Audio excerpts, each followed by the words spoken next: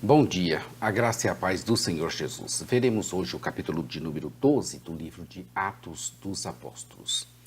Abra aí a sua Bíblia, de preferência a Bíblia de Estudo de Genebra, no capítulo de número 12, a oração da igreja, os anjos e a resposta de Deus.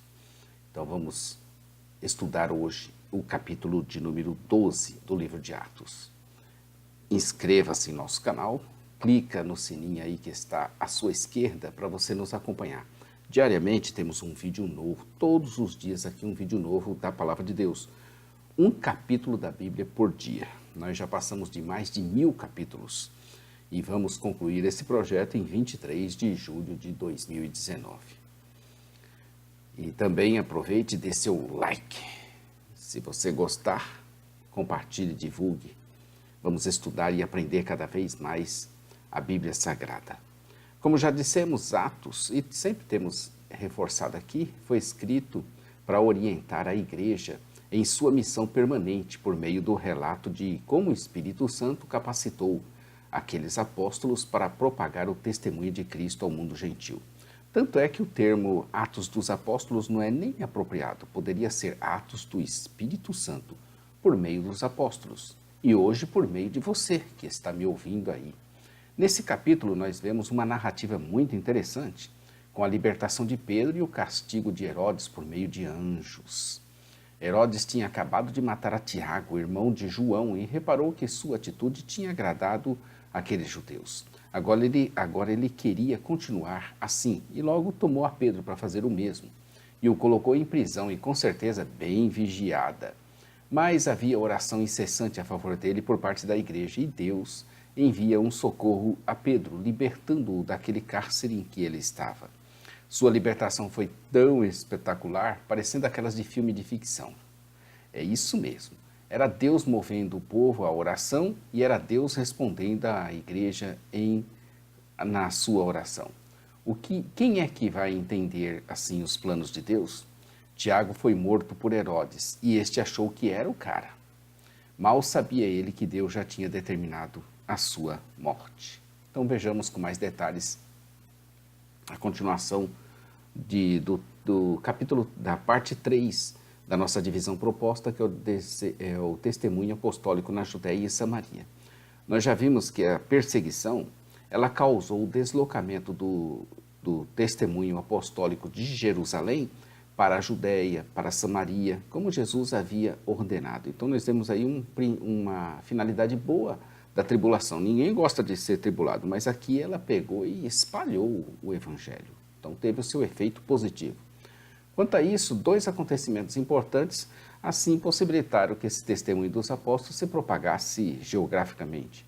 Foi a conversão de Paulo ao cristianismo, isso foi fundamental, e também o crescimento espiritual de Pedro, isto é, o seu entendimento de que os cristãos tinham tanto direito às promessas de Deus quanto os cristãos judeus, tanto os cristãos gentios quanto os judeus. Para melhor entendimento, nós também dividimos em sessões, e nós estamos na última dela agora, que nós estamos vendo, que é perseguição e julgamento em Jerusalém. Vai os 25 versículos. Lucas registrou o modo como a igreja de Jerusalém sofreu perseguições, mas também relatou o julgamento de Deus contra os perseguidores. Esse material esclarece que, sem dúvida, surgirão perseguições contra o povo de Deus, mas que um dia Deus julgará todos os seus inimigos. Isso pode ter certeza. Lucas continua a apresentar informações sobre o ministério de Paulo. O capítulo 12 começa falando de um tempo. Começa dizendo assim: por aquele tempo, a data da escassez de alimentos que afetou os irmãos da Judéia é incerta, que está em capítulo 11, 27 a 30. A visita de Barnabé e Saulo, que levaram as ofertas, pode ter ocorrido após a conclusão dos acontecimentos registrados aqui no capítulo 12. Nesse momento, Barnabé e Saulo retornaram de Jerusalém para Antioquia. Foi nessa ocasião que Herodes prendeu alguns irmãos e também a Tiago, irmão de Pedro, o qual matou à espada. Vemos aqui um exemplo da soberania de Deus na vida dos seus servos, ambos igualmente dedicados. Tiago foi morto ao fio da espada, ao passo que Pedro foi libertado da prisão. E eram os dias de pães asmos. Com tantos judeus visitando a cidade para a festa, era um momento bastante oportuno para efetuar a prisão. Aquela morte de Tiago tinha agradado aqueles judeus, e Herodes quis ainda agradá-los mais e mais, e lançou mão de Pedro, e assim o aprisionou com 4 escoltas de 4 soldados cada uma. A intenção dele era, depois da Páscoa, submetê-lo a julgamento público. Pedro então ficou detido na prisão, mas a igreja orava assim intensamente a Deus por ele. No verso 5, Pedro parecia muito tranquilo, que até adormeceu entre os 2 guardas. Ele nem parecia preocupado com o fato de Tiago ter sido morto à espada há pouco tempo. Ele bem sabia onde é que estava seu irmão. Repentinamente, é sempre assim, né, que acontece, de repente, você não está esperando e pum, aconteceu. Um anjo do Senhor apareceu a ele, e uma luz iluminou aquela cela. O aparecimento de um anjo era a garantia da presença de Deus, e a luz provavelmente evocou em Pedro a lembrança da glória do Senhor no Antigo Testamento. Aquele anjo fala com Pedro para ele se vestir, calçar as suas sandálias, colocar a sua capa e segui-lo.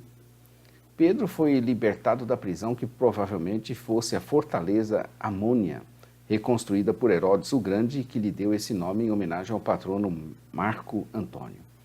E ela ficava perto ao norte do templo, do terraço do templo.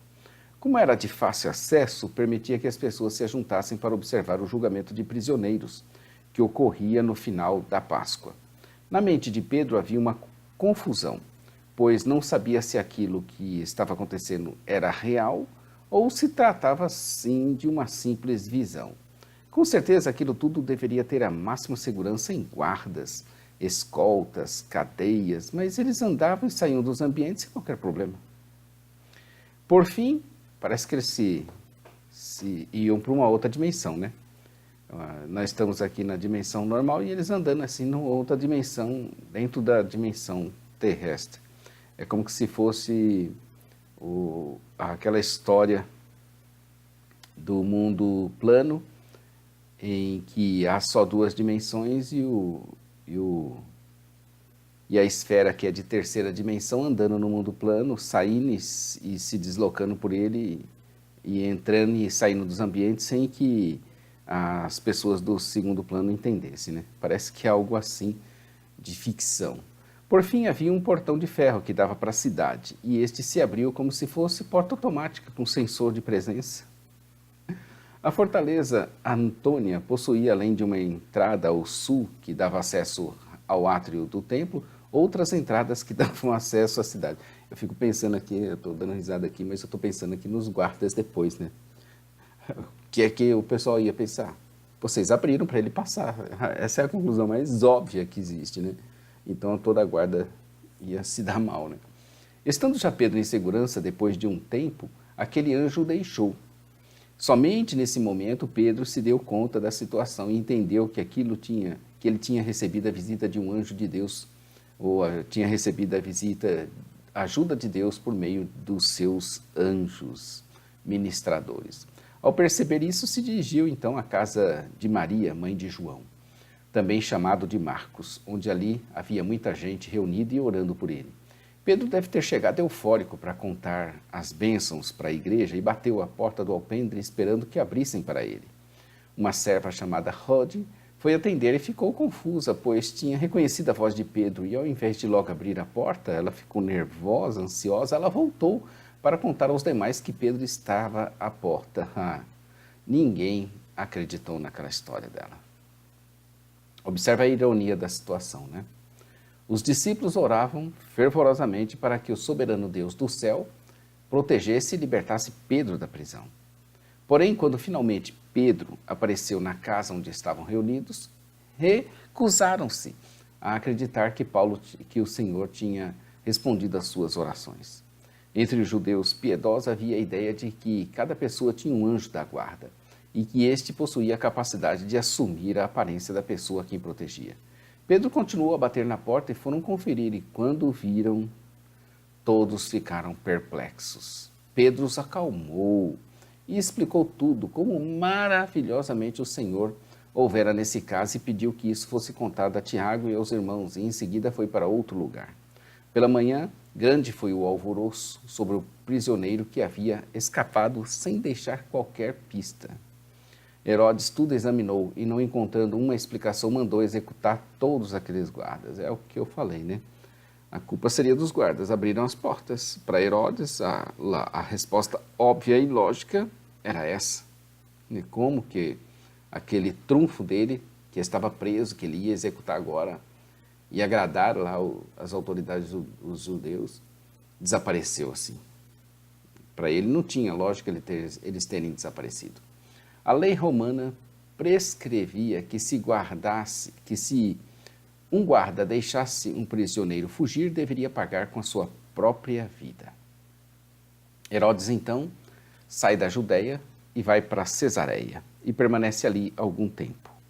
Havia muita ira em seu coração contra o povo de Tiro e de Sidom. Estes procuravam ter com ele uma audiência. Para isso, conseguiram o apoio de Blasto, homem de confiança do rei. Num dia marcado, Herodes discursa ao povo vestido de seus trajes reais, e o povo gritava que aquilo era a voz de Deus e não de um homem. Mas Herodes não glorificou o Senhor, antes tomou aquilo para si. Diz a palavra que imediatamente, por ele não haver dado glórias a Deus, um anjo do Senhor o feriu. E ele morreu ali, comido por vermes. Uma atitude característica da natureza depravada da humanidade. Romanos 1, 21. Joséfo, Antiguidades, 19, 346, 349, 350, relata que Herodes Agripa sentiu fortes dores no coração e no abdômen e morreu 5 dias depois. Lucas registra que ele foi comido por vermes, possivelmente ancilóstomos, vermes que se alimentam de sangue e geralmente parasitam o intestino e os órgãos próximos. Caso Herodes tenha sido afligido por uma apendicite ou peritonite, sem dúvida aquilo pareceu em muita agonia. Herodes morreu em 44 a.C., no 4º ano do reinado do império do imperador Cláudio César. Já a palavra de Deus continuava a crescer e a se espalhar. Verso 24. Lucas começa falando no capítulo 12 de Herodes, que tinha mandado executar a Tiago. Depois narra a história do livramento de Pedro nas mãos de Herodes. E, por fim, de sua morte trágica, comida por vermes, por causa de suas obras más. Era com os fatos para o evangelho sofrer um baque, mas ao contrário, cresceu então e se espalhou ainda mais. Barnabé e Saulo haviam cumprido a sua missão e voltaram de Jerusalém, levando com eles João, também conhecido como Marcos. A missão era de levar para os irmãos de Jerusalém as ofertas levantadas em Antioquia. João, apelidado Marcos, possivelmente foi um jovem que fugiu desnudo naquela noite na prisão de Jesus. Marcos, o escritor do segundo evangelho, acompanhou Pedro e Barnabé a Antioquia durante a primeira viagem missionária. No entanto, Paulo considerou-o inadequado para a segunda viagem missionária, de modo que Barnabé levou-o para Chipre. Mais tarde, Paulo alegrou-se com a companhia de Marcos. Vai estar lá em Colossenses 4,10, 2 Timóteo 4,11, Filemão 24. Atos 12 começa assim, o verso 1. Por aquele tempo mandou o rei Herodes prender alguns da igreja para os maltratar. É assim que começa e termina dizendo assim no verso 25. Barnabé e Saulo, cumprida a sua missão, voltaram de Jerusalém, levando também consigo a João, apelidado Marcos. Seu livramento, o livramento de Pedro, foi tão espetacular que a própria igreja que orava incessantemente por ele não creu a princípio e até chamaram de louca a sua criada Rode, que anunciava que Pedro estava à porta. Quantos não são os milagres que rejeitamos, porque estamos com o coração endurecido? Assim também perdemos a chance de dar glórias a Deus e de sermos ainda mais abençoados. Amanhã estaremos aqui com o capítulo 13, Missões com oração e jejum. Esse é o método eficiente. Missões com oração e jejum. Amanhã, então, você vai ver aqui no nosso canal de vídeo Os Semeadores, o capítulo 13 do livro de Atos. Inscreva-se no nosso canal, clica aí no sininho à sua esquerda para você nos acompanhar todos os dias um vídeo novo. Não esqueça o seu like. Eu sou o pastor Daniel Deusdete, da Igreja Os Semeadores. A parte escrita você encontra em jamaisdesista.com.br. A nossa loja virtual, ossemeadores.com.br. Nosso programa de rádio, radio.ossemeadores.com. Fiquem com Deus, a todos um bom dia. Maranata, ora, ora, vem, Senhor Jesus. Deus te abençoe, querido.